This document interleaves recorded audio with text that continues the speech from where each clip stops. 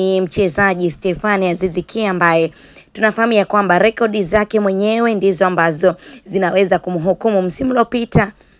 alikuwa MVP wa ligi kuu soka Tanzania bara, lakini kubwa zaidi alikuwa ndiye mfungaji bora wa ligi kuu soka Tanzania bara, akiwa mbele ya Faisal Salum Feitoto ambaye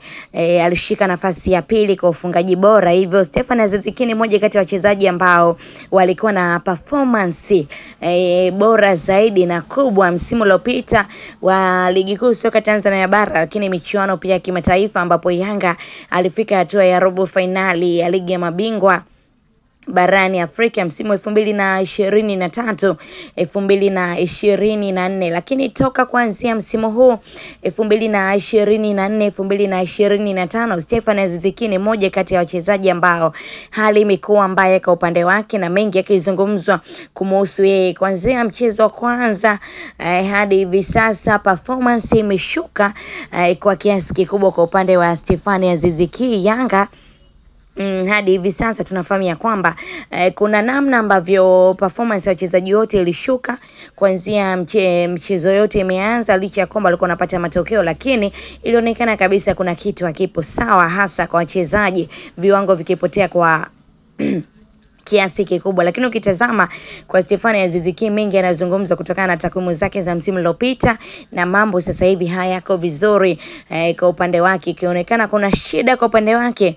kisaikolojia pia, kwa sababu yanayoendelea kwa upande wake si mambo mazuri hata kidogo, na mengi yanaendelea kuzungumzwa kwa kiasi kikubwa kumhusu mchezaji Stephanie Aziz Ki na kiwango chake. Wengi pia wamezungumza kwamba kwa sababu ya kiwango cha Stephanie Aziz Ki anastahili kuanza kunako kikosi cha kwanza Clatous Chota Chama na sio Stephanie Aziz Ki. Nini hasa kinatokea? Kwa sababu Clatous Chota Chama akiingia pale kutokea bench, kuna kitu cha kitofauti anakiongeza kunako kikosi ambacho kinaenda kuwasaidia Yanga, lakini kwa Stephanie Aziz Ki anapata nafasi ya kuanza, lakini hakuna kitu kikubwa ambacho kinaonekana kwa upande wake. Mambo ndio yako hivyo, tujuze na wewe maoni yako kuhusiana na performance ya Stephanie Aziz Ki, lakini kubwa zaidi usiache kusubscribe katika YouTube channel yetu ya Mtanange TV kama bado haujaweza kufanya hivyo, ili uendelee kujipatia taarifa zetu mbalimbali kwa haraka zaidi.